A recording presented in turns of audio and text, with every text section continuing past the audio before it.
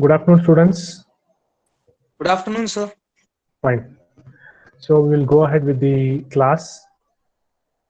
So what did we discuss in the previous lecture? We discussed about how the polypropylene is manufactured. We have seen the introduction part. Then we discussed about what are the different possibilities of the chemical structure that is existing in the polypropylene, like atactic, syndiotactic, and isotactic. It is the isotactic that is having the crystallizable polymer, which can have a linear structure that we have seen. That is the industrially used polypropylene. So that we discussed, and then we discussed in detail about the catalyst system. What is the Ziegler-Natta catalyst, and what are the metal? How it this catalyst is made and how it works, that we have discussed. So till the discussion of mechanism and the industrial polymerization methods was our discussion on the previous lecture. Today we will move to the further discussion on properties and applications. So what about the properties? Before going into properties, we will first see what is the importance of the molecular weight. The molecular weight is a very important criteria for obtaining the good strength. You know that polypropylene is a highly crystalline type of a synthetic fiber. So for obtaining the high strength, you require a monofilament greater than 10 grams per linear, so that you will get a higher molecular weight of say around 1 lakh you can get. Or if you want to use a high density fibers, in that case the molecular weight may be lesser, so like 50,000 to 1,50,000. So it is a depending upon the variation in the density, the molecular weight will also be different. So you can choose that, because molecular weight depends upon the mechanical properties of the polymer. So the mechanical property, the foremost important mechanical property is the tenacity. So if you see, there are some different varieties in the tenacities, like a light, low tenacity, medium tenacity, and high tenacity. So the medium tenacity of the polypropylene, it is suitable for the application. For example, if you are commercially used staple or continuous polypropylene filament, they have the tenacity around 4.5 to 6 grams per linear. Okay, but if you are using for a technical textile application, okay, for example, on the high-end applications where you are making a geotextile or any other technical purposes, you are making technical usage, you are using the polypropylene fiber. In that case, the tenacity expected is higher, like 9 grams per linear. Okay, so up to 13 grams per linear can be used for a high-end application. Okay, and you can get the tensile strength of around say 45,000 to 70,000 pounds per square inch. And this commercially used PP fibers have the elongation to break at 15 to 20%, and you can make multi-filament yarns around 20 to 30%, and and staple fiber also you can make from the polypropylene 20 to 35%. That is the elongation to break. Okay, but commercially used fibers have the elongation in the region of say 15 to 25%. It is the strength. Next is the thermal property. Thermal property, you know that it is a thermoplastic fiber. Polypropylene is a thermoplastic fiber. It will have definitely a softening temperature, a melting temperature, and a degradation temperature. So around say 150 degrees centigrade, these fibers will undergo softening and it will melt at 160 to 170 degrees centigrade. It is does not have a high melting point like polyester. If you see, polyester has a high melting point like 265, but this fiber has a low melting point of the weak force of attraction that is existing between the polymer molecules. So you can use up to 150 degrees centigrade is the limit where it undergoes softening. And if you see in the extreme situation, when you reduce the temperature below 0 degree, this fiber can withstand the temperature up to -70 or lower if you use a cryogenic temperature like sub-zero. Okay, but since it is a thermoplastic fiber, you can melt them, and then once you melt and cool them, you will get a shape and you can mold them. So that is possible. You will get a very high viscosity kind of a solution you will get from the polypropylene. And this fiber, it is not a thermally resistant fiber, so depending upon the fiber type, it will shrink 5 to 12% at temperature above 100%, and soften at around 140 and melt at 160, and decompose at the temperature of around, say, 288 degrees centigrade. So the mechanical property, if you see, it is much better. It has a much better mechanical property when you expose to high temperatures. When you compare with the polyethylene, you can understand that this fiber is better, because these two fibers comes under the category of polyolefins. Okay, when you compare with polyethylene, this fiber has a good resistance to temperature, and so that mechanical properties like strength will not deteriorate very easily, but it will deteriorate with the increasing the temperature. Like if you increase it to 150 degrees, definitely it is going to deteriorate. It will change the morphology and it will deteriorate. Next is the chemical property. This is one of the important to know about the chemical property. Hope you know well that polypropylene, if you see the structure, it contains just, I will show you the structure from the first slide. You can see this is the structure of the polypropylene. So it contains the methyl group. You can see here, this is the methyl group and the hydrocarbon CH. So there is no any OH group or NH2 group or CO carboxyl group is also not there. So it is a very inert fiber. Okay, inert in the sense, if you put any chemical or anything, it will not get affected very easily. Okay, so and apart from that, this it's a highly crystalline type of a polymer. So you can compare that with the polyethylene. This is also highly crystalline, and it is more resistant to chemical many chemicals. You can see, like any acid or alkali, it will not easily get attacked. Dyeing, it is another most important interesting type of thing which we need to understand. If you see, this is the fiber, thermoplastic fiber, which you cannot dye actually.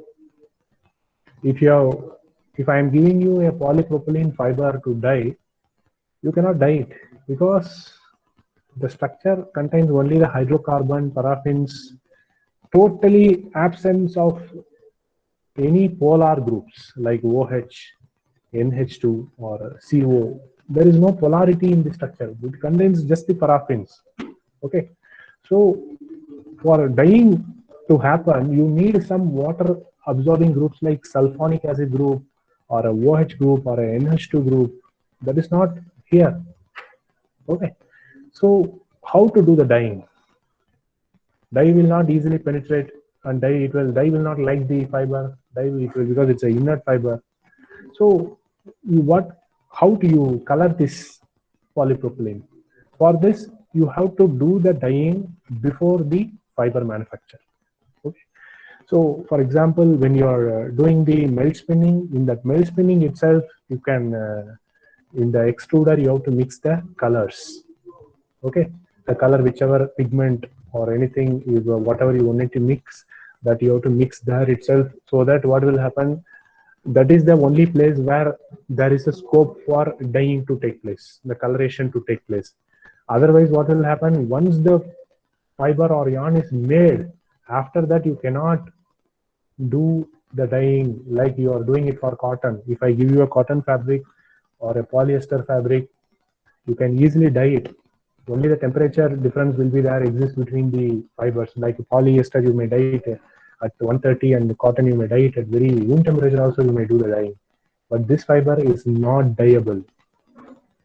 Okay, so that is the reason why if you want to perform the dyeing, you have to modify the structure of the polypropylene. You have to incorporate some water absorbing groups. Then there will be a possibility. Okay, So for this, you have to do the dyeing before extruding the fiber. Okay, that is why some techniques like master batch techniques are used. Okay, so some attempts are also made to vary the conventional dyeing technique. So like some dyes they have tried, but that is of no use. It will not stand. Like fastness or to light or washing, you will not get. So better thing is that polypropylene should be dyed before the fiber manufacture. Then only uh, there is a possibility of color. Otherwise, after the fiber yarn or fabric is made, you cannot color it. There is no scope for coloration. Okay. And next is coming down to advantage. It has a very good advantages. If you observe, compare it with the other fibers, it has a lightweight. Like polyethylene, it has a lightweight because of the low density. If you observe the density of this fiber, density is just 0.91 grams per centimeter cube. So if you take this fiber and put it in the water, it will not submerge in the water. It will just float over the water because the density of the water is 1 grams per centimeter cube and the density of the fiber is 0.91 grams per centimeter cube. So it will not allow the uh, PP fiber to submerge in the water. Okay, and another great advantage is the color will not fade or bleed like polyester or cotton. You see, there is a problem for color fastness. This thing will be there. But here, there is not possibility is not there because you are performing the coloration during the fiber manufacture itself. You are doing the master batch technique. When you do the master batch technique and put some pigment and resin and make the coloration during the polymer stage itself, then the color will not come out. It will be color will be so rigid so that it will very difficult to remove the color. Okay, so it will color will there is no problem for fading or bleeding of colors like normal polyester or cotton fibers. And another advantage is it does not absorb moisture in certain applications where like sports, especially if you are using a sports garment, normally in nowadays the sports or apparel or inner wears also whatever it is used, we do not want to wear, people do not like to wear a wet clothing. Okay, it will be clinging to the skin and it will create some itching and irritation. So in that case, we need a fiber that will dry very soon. Okay, if you see the baby diaper or sanitary napkins, if you see the innermost layer that is touching the skin, it is made up of the polypropylene. Okay, the layer which is used, the innermost layer that is touching the skin, it will be made up of the polypropylene. So what will happen? It will dry. It does not have any affinity for the water. So, but it can have good transmission property. If you see polypropylene, though it does not like the water, it can transmit the water because I have already explained you in my previous lectures about wicking characteristic. This fiber, though it does not absorb the moisture and it has a less moisture again, but it can transmit the moisture. Okay, so that it helps in the wicking purpose. That is a very important property for sports garments and other high-end application where there is scope for more sweat generation. Okay, so the baby nappies or sanitary napkins, these are made up of the innermost layer touching the skin is made up of the polypropylene. And another greatest advantage is it is highly resistant to acid and alkali. If you see, you can use in any place where there is a scope for more acid exposure, like a filter if you want to make a non-woven filter. If you want to make, you can use this polypropylene also, or if you want to make some other gas filtration where the gas exposure is there, or some chemical exposure of harsh chemicals like alkalis is there you can use this. And the next is very important, another application is it does not promote the growth of mildew or fungi. Okay, I hope you know what is meant by a mildew. Okay, what is mildew? Can anyone tell me what is meant by mildew? What is a mildew? Nikita, can you tell me what is a mildew?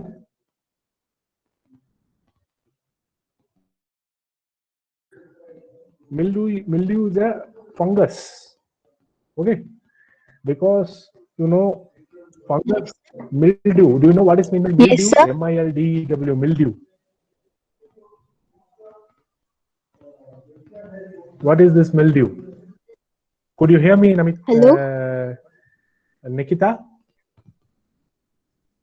What is sir. Your voice voice is is breaking? breaking.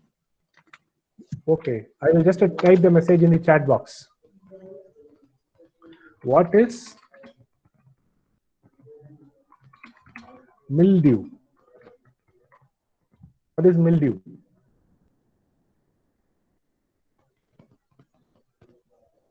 Can you answer that question?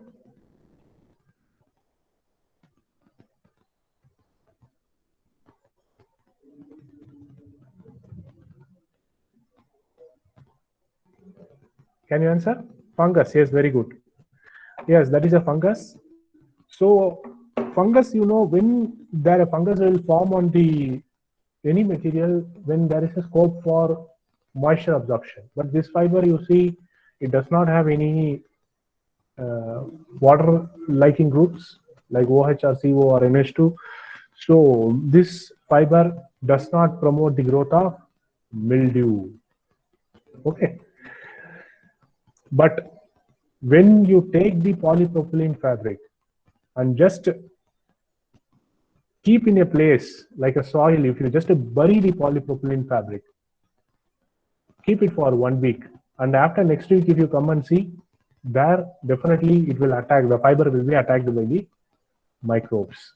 Because if you subject a material to an environment where there is a scope for microbes are there, in that place it can promote the microbial growth. But normally these fibers does not promote the growth of mildew or fungi in the ideal situation.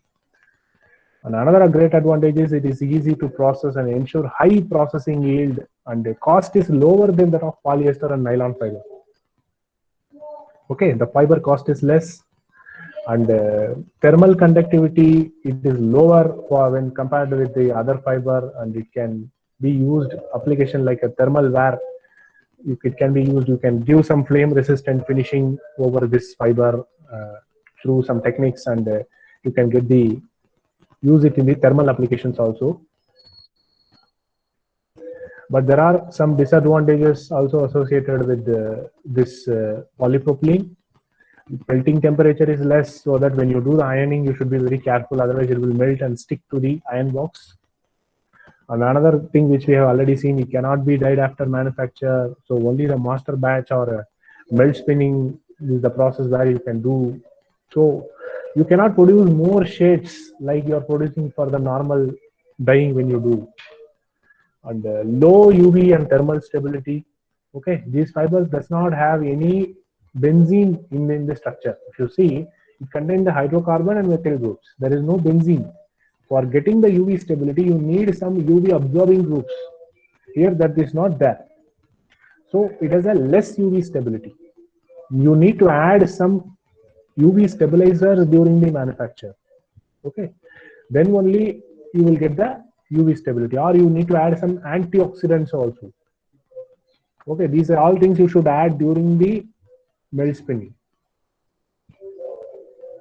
And the poor resilience when compared with the polyester or nylon. So resilience is something like a recovery property. So it is a poor resilience. Then it undergoes creep.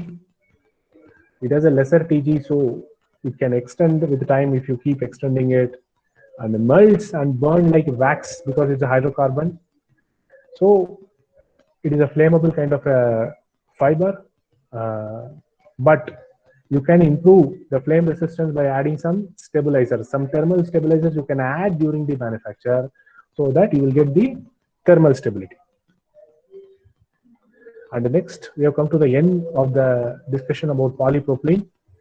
Application part, yes, it has a very good application, both in apparel as well as in the technical. Okay, in apparel application, I have already told you it is used in a medical textile, geotextile, and in apparel purpose, it is used in the baby wear, diaper, and sports garments are made up of this polypropylene, especially the innermost layer. And coming down to the technical application, the main application in the technical is the geotextile, where you can make the reinforcement layers made up of polypropylene, and then you can make ropes. You can make woven sacks where you can keep some grains, store some grains, rice or wheat, whichever grain you want to store, that you can use. And the medical and surgical disposables, tarpaulins you can make, and you can make carpets also. One of the important application in carpet, you can PP, you can use it as a backing as well as the pile. Pile is something like a layer where there is a pile structure. Okay, but backing is something that will have the protection for the pile. You can see here, this is the place, this is the backing, and this is the surface of the pile, something like that. Okay, this is the sacks, and here you can see the tent, and here this is the carpet. So you can do the texturing after the fiber is made and it is drawn. You can do the texturing. For example, if you do the air jet texturing, you will impart some crimp to the fiber structure so that it can be used for a very good apparel application and fancy yarns. And you can produce some upholstery fabrics also, especially furniture or sofa materials. You can use this. And this another application I have already told you, that is the filtration. Because this fiber has a good resistance to chemicals like acid and alkali, you can use it for wet filtration in chemical and pharmaceutical industries, or even on any other industry where this application is required. You can use the non-woven filters. And blankets, I have already told you, blankets is another application. This can be used along with acrylic. Okay, and apparel, I have told you many applications you can use, like swimsuits, undergarments, sports wear, socks. These things, many applications are there. So polypropylene is one of the greatest fiber that has both the apparel as well as the technical application. And that's all about the polypropylene. So now we have come to the end of the lecture. The discussion on polypropylene is completed. So if you have any doubts, you can ask. Otherwise, we will, if you want me to proceed for the next topic, we can go ahead with the next unit. Do you have any doubts?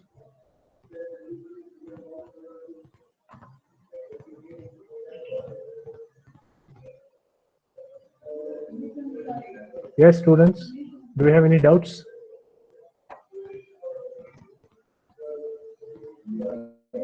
Students?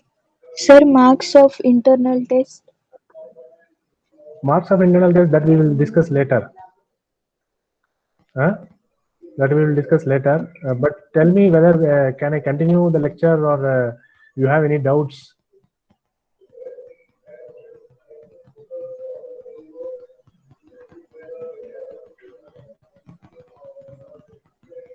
Shall we continue or not?